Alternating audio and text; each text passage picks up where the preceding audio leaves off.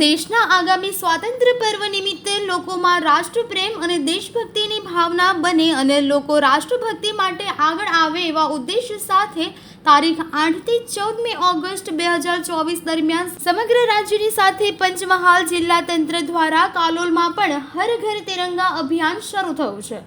જન જન સુધી તેના સંદેશા સાથે જાગૃતિ ફેલાય તે માટેના વિવિધ પ્રયાસો કરવા અંગે તાલુકા વહીવટી તંત્ર તરફથી અનુરોધ કરવામાં આવ્યો હતો। જ્યારે તાલુકા કક્ષાએ 14 ઓગસ્ટના રોજ શહેરમાં ભવ્ય તિરંગા યાત્રાનું આયોજન કરવામાં આવશે।